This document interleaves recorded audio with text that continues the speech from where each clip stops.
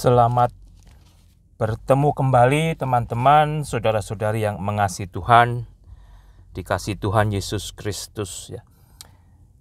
Kembali puji kepada Tuhan, kita diberikan hari yang baru.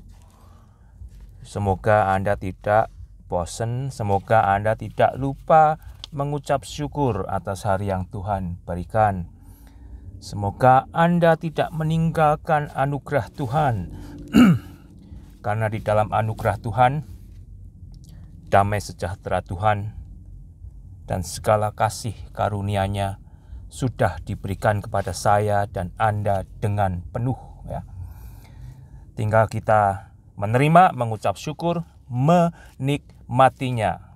Tetapi kita juga harus menjaganya, saudara. Mengapa?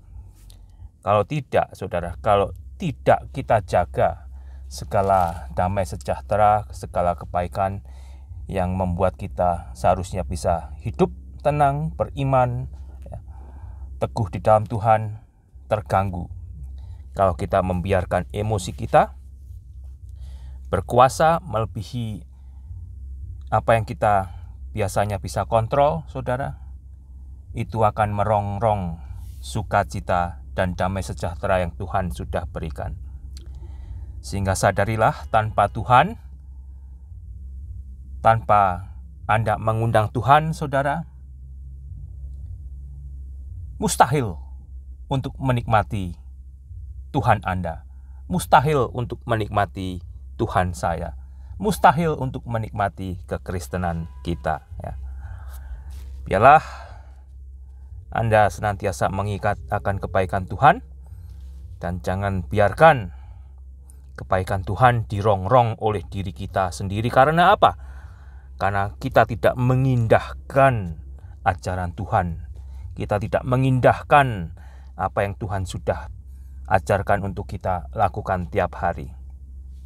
Saya mau membagi dari 1 Yohanes pasal ke-19 sampai dengan Yohanes pasal pertama. Saya akan membaca Yohanes 1 ayat 19. Demikian bunyinya, dan inilah kesaksian Yohanes ketika orang Yahudi dari Yerusalem mengutus beberapa imam dan orang-orang Lewi kepadanya untuk menanyakan dia, "Siapakah engkau?" Yohanes mengaku dan tidak berdusta, katanya, "Aku bukan Mesias." Sedangkan manusia lain ada yang berdusta minta disebut Mesias, ya. Dan nanti pada akhirnya akan muncul Mesias palsu yang akan mengelabuhi banyak manusia. Oleh karena itu berhati-hatilah. Ayat 21, mereka bertanya kepadanya, "Kalau begitu, siapakah engkau? Elia?" Dan ia menjawab, "Bukan." "Engkaukah nabi yang akan datang?" Dan Yohanes menjawab, "Bukan." Maka kata mereka kepadanya, "Siapakah engkau? Sebab kami harus memberi jawab kepada mereka yang mengutus kami. Apakah katamu tentang dirimu sendiri?" Jawab Yohanes, "Akulah suara orang yang berseru-seru di padang gurun, 'Luruskan jalan Tuhan,' seperti yang telah dikatakan Nabi Yesaya." Mereka bertanya kepadanya, katanya, "Mengapa engkau membaptis jikalau engkau bukan Mesias, bukan Elia, dan bukan Nabi yang akan datang?" Yohanes menjawab mereka, katanya, "Aku membaptis dengan air, tetapi di tengah-tengah kamu berdiri Dia yang tidak kamu kenal, yaitu Dia yang datang kemudian daripadaku, membuka tali kasutnya pun aku tidak layak." Hal itu terjadi di Betania yang di seberang sungai Yordan di mana Yohanes membaptis. Pada keesokan harinya Yohanes melihat Yesus datang kepadanya dan ia berkata, "Lihatlah anak domba Allah yang menghapus dosa dunia. Dialah yang kumaksud ketika kukatakan, kemudian daripadaku akan datang seorang yang telah mendahului aku, sebab Dia telah ada sebelum aku. Saudara, Yohanes mengajarkan kepada kita, kepada Anda, kepada hamba Tuhan, agar menjadi hamba Tuhan yang jujur. Sebagai hamba Tuhan, yang kita utamakan, tujuan utama kita melayani Tuhan. Yohanes tidak mengambil kemuliaan Tuhan untuk dirinya. Dia memiliki kesempatan ketika, apakah kamu Mesias? Dia bisa berbohong. Apakah kamu Elia? Dia bisa berbohong. Tetapi Yohanes adalah hamba Tuhan yang jujur, yang sepantasnya juga menjadi contoh bagi hamba Tuhan yang lain. Melayani Tuhan, mengembalikan kemuliaan itu untuk Tuhan. Kalau Anda bisa menjadi hamba Tuhan, mudah-mudahan saudara, itu adalah pilihan dari Tuhan kepada Anda dan tidak akan Anda salah gunakan. Yang artinya fokus daripada pelayanan Anda, fokus daripada kehidupan Anda adalah Yesus yang Anda layani. Dan di sini saudara, dengan amat sangat jelas, fokus daripada pelayanan Yohanes adalah untuk memberitakan siapa Yesus. Sudahkah Anda pernah mendengar nama Yesus? Bahkan kalau Anda sudah mendengar nama Yesus dan sudah percaya kepada Yesus yang Yohanes beritakan, apakah Anda sebenarnya mengenal Yesus itu? Apakah Anda mengenal Yesus itu? Apakah Anda mengenal Yesus yang Anda percaya? Karena di situ, saudara, kita akan menyatakan pengenalan saya, Anda akan menyatakan pengenalan saudara terhadap Yesus yang Anda percaya dengan bagaimana kita hidup. Dengan bagaimana kita mentaati apa yang dikatakan oleh Yesus, yang diajarkan oleh Yesus, yang dinasihatkan oleh Yesus, saudara ya. Sehingga kembali, titel hamba Tuhan, posisi di dalam pelayanan, tanpa satu bukti jikalau kita mengenal Yesus melalui perbuatan saya dan Anda, itu menjadi kurang berarti, bahkan tidak berarti. Kalau Anda perhatikan ayat 29, pada keesokan harinya Yohanes melihat Yesus datang kepadanya dan ia berkata, "Lihatlah, Anak domba Allah yang menghapus dosa dunia.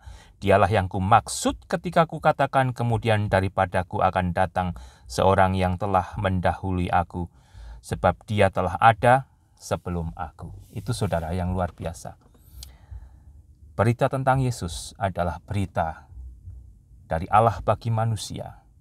Kebaikan Allah, kasih Allah, kesetiaan Allah yang telah menggenapi janjinya, yang telah menggenapi nubuatannya untuk memberikan Yesus sebagai penghapus dosa dunia. Yesus adalah korban yang diberikan Allah untuk menjadi tebusan bagi dosa manusia. Kalau Anda perhatikan saudara, ada orang-orang yang suka mempersembahkan korban, entah itu dalam rupa buah dan sebagainya, daging atau kambing dan sebagainya, saudara. Kalau Anda lihat di Alkitab, di Perjanjian Lama, mereka juga diperintahkan untuk mempersembahkan persembahan pengucapan syukur, persembahan untuk dosa mereka, dan banyak hal yang lain. Tetapi kalau Anda perhatikan lagi, sebetulnya itu semua intinya tertuju kepada Yesus. Dan Yesus telah menggenapi. Yesus telah datang sebagai anak domba Allah. Yesus telah dilahirkan. Yesus telah mati untuk mengorbankan dirinya bagi dosa manusia. Oleh karena itu, saudara, dia disebut anak domba Allah. Korban dari Allah karena kasih Allah kepada manusia. Sedangkan manusia sampai saat ini masih banyak yang berusaha dengan caranya sendiri, mengorbankan dengan jalannya sendiri, dengan harapan dia bisa masuk surga. Hanya Yesus itulah saudara yang dengan jelas Anda bisa baca, lihatlah anak domba Allah yang menghapus dosa dunia. Hanya Yesus yang bisa menghapuskan dosa saya, hanya Yesus yang bisa menghapuskan dosa Anda, yang membuat kita bisa masuk surga. Mudah-mudahan saudara, Anda menemukan Yesus, dan Anda yang sudah percaya, Anda yang sudah mengaku, jikalau Yesus telah Anda terima sebagai penghapus dosa Anda, sebagai Tuhan Anda, sebagai Juru Selamat Anda dan saya menunjukkan pengenalan kita akan Yesus yang telah menghapus dosa kita, saudara. Dengan kehidupan apa? Dengan kehidupan yang firman Allah sendiri ajarkan. Saya akan membaca 2 ayat ya, yang cukup singkat dan mudah untuk kita mengerti. Dari Roma 12 ayat 1 dan 2 yang sudah tidak asing lagi di telinga Anda, yang demikian bunyinya. Roma 12, 1 dan 2. Karena itu, saudara-saudara, demi kemurahan Allah, ya, aku menasihatkan kamu, supaya kamu mempersembahkan tubuhmu sebagai persembahan yang hidup. Ya. Bagi saya, bagi Anda, ya, yang sudah ditebus oleh Allah di dalam anugerah Yesus Kristus, kita diperintahkan untuk mempersembahkan tubuh kita sebagai persembahan yang hidup, yang kudus, ya, yang kudus, saudara. Ya. Saya dipanggil, diselamatkan untuk dikuduskan, demikian juga Anda, dan semoga Anda menjadi orang yang mengenal penebus Anda, yang telah menguduskan Anda melalui darahnya yang sangat amat mahal, yang tidak bisa Anda bayar dengan kebaikan Anda, tetapi Anda bisa kembali mengucap syukur dengan memberikan diri Anda untuk dikuduskan oleh Allah bagi kemuliaan Allah. Yang kudus dan yang berkenan kepada Allah. Kehidupan saya dan Anda adalah kehidupan yang berkenan kepada Allah. Itu kembali akan menjadi tanda kalau kita mengenal penebus kita. Itu adalah ibadahmu yang sejati. Itu saudara ya. Itu dikatakan sebenarnya ibadah kita yang sejati. Tentunya ibadah kita seminggu sekali ke gereja itu juga menjadi bagian daripada perintah firman Allah agar kita tidak meninggalkan pertemuan ibadah. Ya. Kedatangan Anda di dalam ibadah tengah minggu, ibadah keluarga, ya, itu juga sangat amat baik. Tetapi itu semua akan menjadi asli, ya, akan menjadi asli kalau kita topang dengan bagaimana saya dan Anda hidup sehari-hari. Ya. Ibadah minggu, ibadah tengah minggu, ya, ibadah keluarga akan menjadi palsu, saudara. Kalau Anda tidak topang dengan bagaimana kita bertumbuh, berubah, ya, seperti yang firman Allah perintahkan, agar kita tidak menjadi manusia Kristen yang mati, tetapi kita mempersembahkan kehidupan kita untuk Allah, ya. Kita dikuduskan dan kita hidup berkenan kepada Allah. Janganlah kamu menjadi serupa dengan dunia, tetapi berubahlah oleh pembaharuan budimu. Maukah Anda tidak menjadi serupa dengan dunia? Ya. Apa yang Anda lakukan, apa yang Anda minum, apa yang Anda santap, apa yang Anda masukkan ke dalam diri Anda, apa yang Anda lihat, apa yang Anda masukkan ke telinga Anda, yang keluar dari mulut Anda, saudara. Banyak sekali yang kita bisa lakukan tanpa harus membuat Tuhan menjadi sedih. Ya. Tetapi mengapa masih ada orang-orang Kristen, ya, yang menggunakan kehidupannya, yang memamerkan kehidupannya, kalau dia tidak mau mentaati firman Allah ini. Ya. Janganlah kamu menjadi serupa dengan dunia, tetapi berubahlah oleh pembaharuan budimu, sehingga kamu dapat membedakan manakah kehendak Allah. Itu saudara yang harus tanya. Kalau saya melakukan ini, apakah ini menjadi bagian daripada kehendak Allah? Kok rumit sekali sih? Bukan rumit sekali saudara, ya, bukan rumit sekali. Saya dan Anda sudah diberikan kehidupan baru kalau kita mempersilahkan diri kita diajar oleh firman Tuhan. Itu bukan menjadi suatu kerumitan, itu akan menjadi satu bagian daripada kehidupan saya dan Anda. Ya, janganlah kamu menjadi serupa dengan dunia ini, tetapi berubahlah oleh pembaharuan budimu, sehingga kamu dapat membedakan manakah kehendak Allah, apakah yang baik, yang berkenan kepada Allah, dan yang sempurna. Ya, kehidupan kita adalah kehidupan yang dikuduskan oleh Allah, dan di dalam pekerjaan Roh Kudus kita dirubah untuk disempurnakan. Kita tidak akan pernah sempurna, saudara.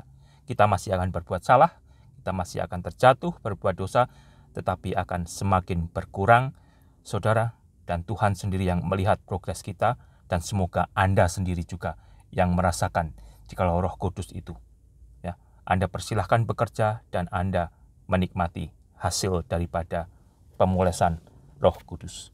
Tuhan Yesus memberkati. Silahkan menikmati hari ini saudara dengan apa yang Tuhan berikan, pekerjaan, keluarga, pertemanan, dan sebagainya, agar nama Tuhan dipermuliakan. Ingatlah, Yesus itulah saudara, anak domba Allah, korban dari Allah bagi manusia. Amin.